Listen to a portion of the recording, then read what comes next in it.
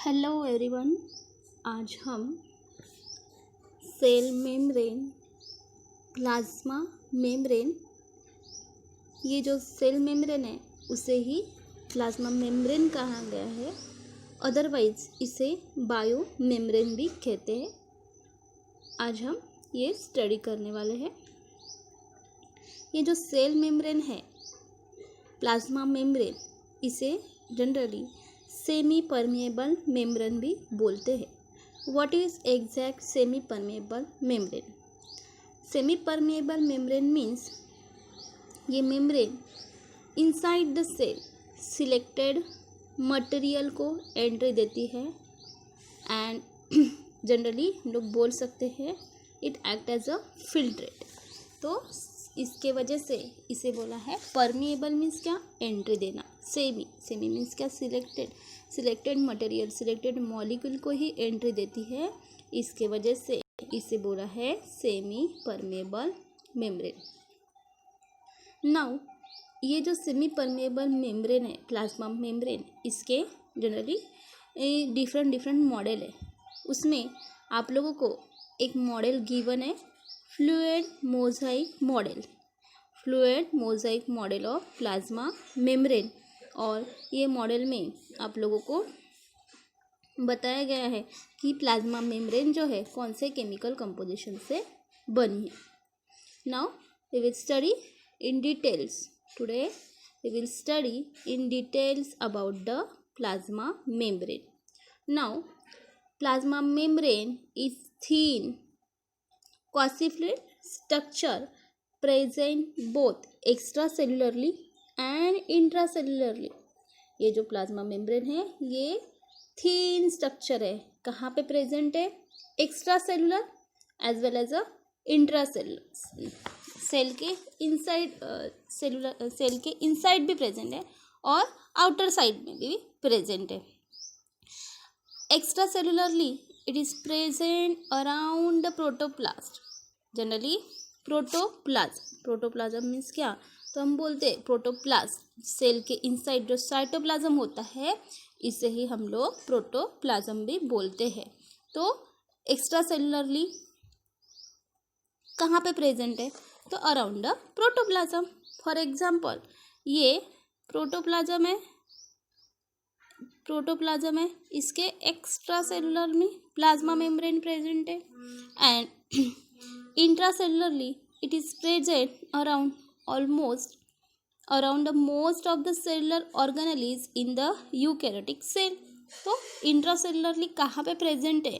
तो जो भी ऑर्गेनेलीज है इन द यूकैरियोटिक सेल में जो भी ऑर्गेनेलीज प्रेजेंट होते हैं वहाँ पे ये इंट्रासेलुलरली प्रेजेंट होते हैं। It is separate the cell organelles from the cytosol. ये क्या करता है?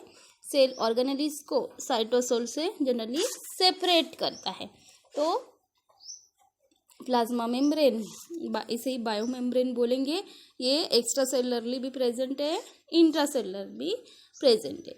Now what is the exact thickness of plasma membrane? Thickness of bio membrane otherwise plasma membrane is about 75 angstrom, near about 75 angstrom इसका thickness under the electron microscope. हम लोगों को पता है कि जनरली माइक्रोस्कोप है, इसका यूटिलाइजेशन किसके लिए होता है? To see the deepness inside the cell कितनी थीन है और वो क्लियरली विजिबल होना चाहिए। हमारे नेकेड आई से हम लोग कोई भी सेल नहीं देख पाते, इस वजह से हम लोग माइक्रोस्कोप का यूटिलाइजेशन करेंगे। बट यहाँ पे कौन सा माइक्रोस्कोप प्रेजेंट है? इलेक्ट्रॉन माइक्रोस्कोप प्रेजेंट है एंड जनरली इलेक्ट्रॉन माइक्रोस्कोप के अंडर ये जो सेल मेम्ब्रेन है, बायो मेम्ब्रेन, ये 75 एंगस्ट्रॉम यूनिट इतनी हम लोगों को दिखती है। Cell membrane appear trilaminar made up of 3 layers. ये जो सेल है हम लोगों को 3 लेयर्स में दिखेंगी, इसे हम लोग ट्राइलैमिनर बोलेंगे। It show the presence of lipid, mostly phospholipid. और इसका केमिकल कंपोजिशन ये किससे बनी है? मोस्टली लिपिड से बनी है। बट ये लिपिड एग्जैक्ट क्या है, तो ये लिपिड है phospholipid arrange in a bilayer. इसके वजह से हम लोग बोलते हैं कि lipid bilayer model of the plasma membrane. Lipid possess one hydrophilic polar head and two hydrophobic non-polar tail। अभी देखिए ये जो लिपिड, इसमें जो लिपिड है plasma membrane generally lipid bilayer से बनी है। इसमें हम लोग देखेंगे इसमें two hydrophilic water loving polar head present है एंड टू हाइड्रोफोबिक, वाटर से उनको फोबिया है। टेल मीन्स क्या, हेड एंड द टेल, ऐसे टू एंड प्रेजेंट है। So phospholipid are the amphipathic. इसके वजह से फॉस्फोलिपिड को क्या बोला है, एम्फीपैथिक बोला है, क्योंकि ये जनरली वाटर को अलाउ भी कर रहा है, अपोज भी कर रहा है, इसके वजह से एम्फीपैथिक।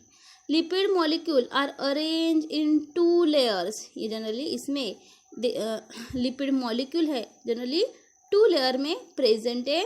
इसकी वजह से इसे जनरली क्या बोला है, लिपिड बाइलेयर।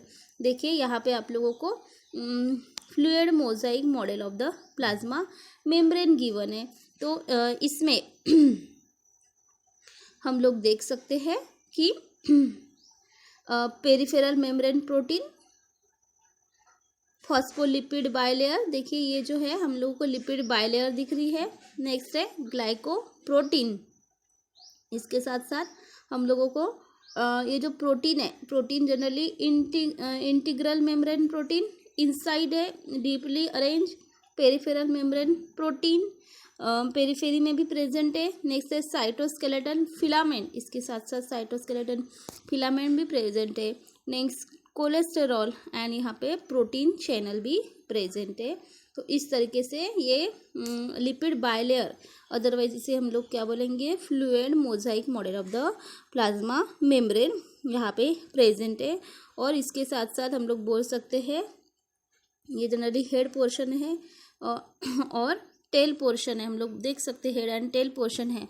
यहाँ पे जो हेड पोर्शन है ये कैसा है, जनरली हाइड्रोफिलिक पोलर हेड बोलेंगे एंड हाइड्रोफोबिक नॉन पोलर क्या है, टेल। सो इसे हम लोगों ने एम्फीपैथिक भी बोला है। और ये जो लिपिड मॉलिक्यूल है ये 2 लेयर में अरेंज है, इसके वजह से इसे बाइलेयर बोला है। एंड इस तरीके से अरेंज है, lipid molecules are arrange in 2 layers. Bilayer में इस तरीके से अरेंज है in such a way that their tail are sandwich in between the head. Means two head के बीच में यहाँ पे टेल प्रेजेंट है, 2 हेड के बीच में टेल प्रेजेंट है, तो हम लोग बोल सकते हैं कि सैंडविच है यहाँ पे। And lipid molecule arrange in 2 bilayer में लिपिड प्रेजेंट है। And due to this tail never come in direct contact with the aqueous surrounding. और इसके वजह से ये जो टेल पोर्शन है ये सराउंडिंग में के कांटेक्ट में नहीं आती है। तो इस तरीके से ये जो लिपिड बाइलेयर है यहाँ पे हम लोगों ने बोला था कि 2 हेड पोर्शन है,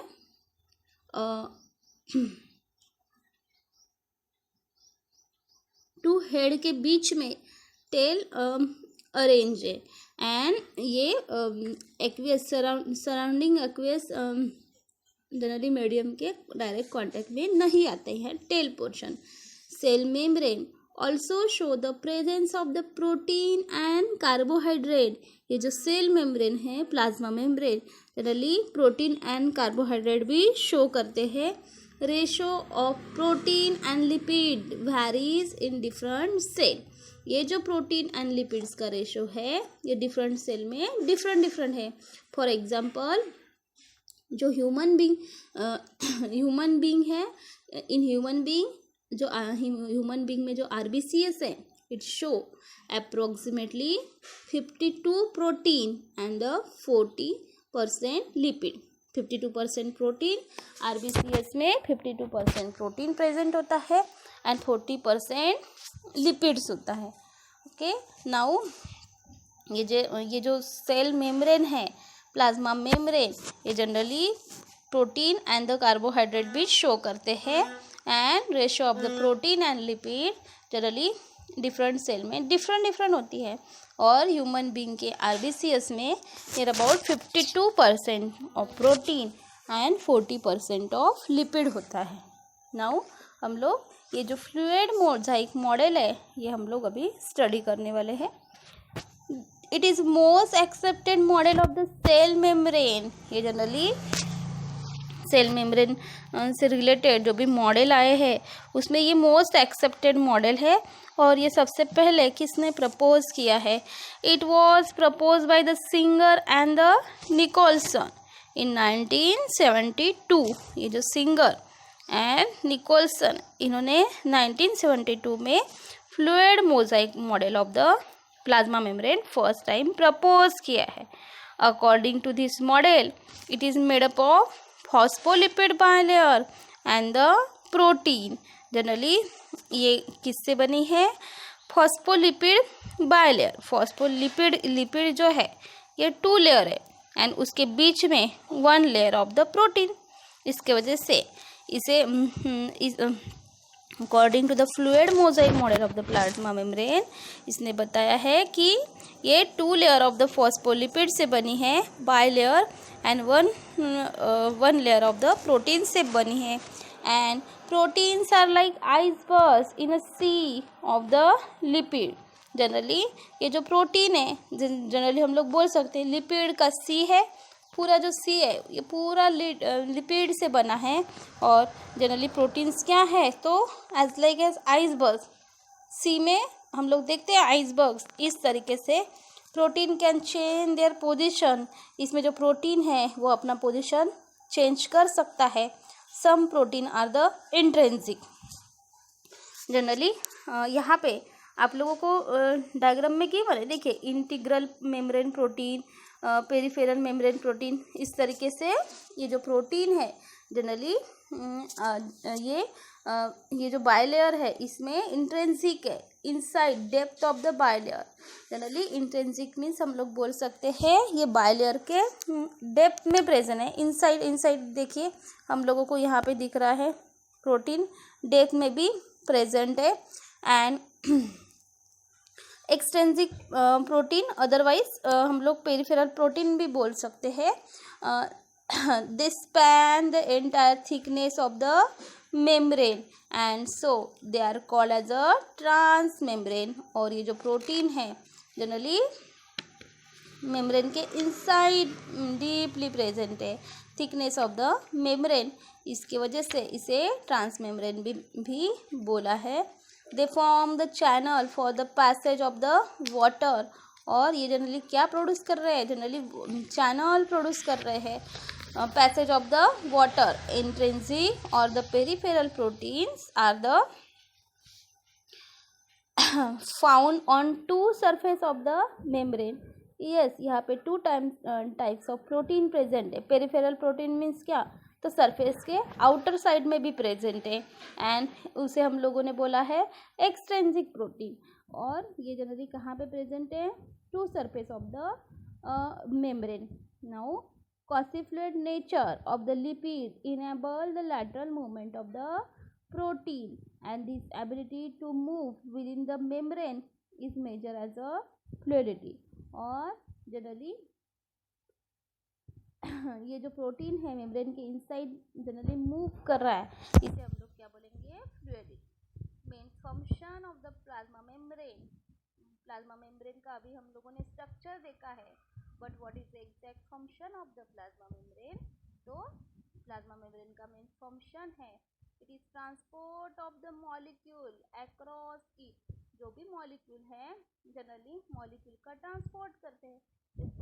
स्टार्टिंग में मैंने आप लोगों को बताया था कि fluid mosaic model of the plasma membrane कैसी है? सेमी परमेएबल मेम्ब्रेन है, सिलेक्टेड मॉलिक्यूल को एंट्री देती है। तो वैसे ही मीन्स क्या? एंट्री देना मीन्स क्या? तो ये ट्रांसपोर्टेशन का वर्क कर रही है, and this membrane is selectively permeable. Selectively permeable means selected molecule को एंट्री देंगी। During the passive transport many molecule move across the membrane without the spending energy. देखिए ट्रांसपोर्ट 2 टाइप का होता है, एक एक्टिव होता है और दूसरा पैसिव होता है। तो एक्टिव ट्रांसपोर्ट के वक्त क्या होता है कि एनर्जी लगानी पड़ती है, एनर्जी का यूटिलाइजेशन होता है। बट जब पैसिव ट्रांसपोर्ट होता है opposite to the active transport, और क्या होगा, ये जो मेनी मॉलिक्यूल है ये जनरली मूव होंगे अक्रॉस द मेम्ब्रेन के अक्रॉस, बट उनको एनर्जी की ज़रूरत पड़ेगी क्या, नहीं। Some solute move by the simple diffusion along the concentration gradient. इसके साथ साथ कुछ सोल्यूट है, सोल्यूट मीन्स क्या, तो जो सॉल्वेंट में डिज़ोल्व होते हैं उसे हम लोग सोल्यूट बोलेंगे, और ये जनरली मूव करेंगे by the phenomena diffusion osmosis and diffusion. एक फिनोमिना है, दिस फिनोमिना के according generally along the concentration gradient move करेंगे, और इसे हम लोग बोलेंगे from the higher to the lower concentration. वैसे ही generally as the passive transport higher to the lower concentration, ऊपर से नीचे आ रहे, इसके वजह से एनर्जी की रिक्वायरमेंट बहुत ही लेस लगेगी नहीं एनर्जी। एंड न्यूट्रल सोल्यूट में move across the membrane by the process of the simple diffusion. ये जो न्यूट्रल सोल्यूट होते हैं ये जनरली कैसे मूव करेंगे, move across the membrane by the process of the diffusion, diffusion process से move करेंगे। एंड इसे ही जनरली क्या बोला है, passive transport. Passive transport and diffusion एक सेम फिनोमिना है। वाटर में also move by the osmosis, और वाटर कैसे मूव करेगा, by the process of the osmosis. And during the active transport few ions or molecule are transported against the concentration gradient। अभी active transport के वक्त क्या होगा, active transport में अब एक्सपेंडिचर ऑफ द एनर्जी का हम लोगों को एनर्जी की ज़रूरत रहेंगी। इट मीन्स क्या, तो lower concentration to the higher concentration generally ion और मॉलिक्यूल जनरली क्या होंगे, ट्रांसफर हो गए, और जनरली इसे हम लोग बोलेंगे अगेंस्ट द कंसंट्रेशन ग्रेडियंट के अगेंस्ट। तो during the active transport few ions और the molecules are transported against the concentration gradient. It means that from the lower to the higher concentration it required energy, और ये जो process है इसमें energy की requirement होगी, और एनर्जी जनरली यूटिलाइज भी होगी। बट एनर्जी कौन से फॉर्म में यूटिलाइज होगी, in the form of ATP, और एटीपी को ही हम लोग क्या बोलेंगे, adenosine triphosphate. As such a transport is an energy dependent process. इसमें हम लोग बोल सकते हैं एक्टिव ट्रांसपोर्ट जो है ये एनर्जी पे डिपेंडेंट प्रोसेस है, इन विच ATP molecule are utilized। What is long form of the ATP? ATP को हम लोग बोल सकते हैं एडेनोसाइन ट्राइफॉस्फेट। ATP का यूटिलाइजेशन होगा और इसे ही हम लोग क्या बोलेंगे, एक्टिव ट्रांसपोर्ट बोलेंगे। एग्जाम्पल, इसमें एग्जाम्पल दिया है सोडियम एंड पोटेशियम पंप, ये जनरली पंप प्रेजेंट होते हैं across the membrane. Sodium Na positive and K positive, potassium positive and polar molecule cannot passes through the non-polar lipid bilayer।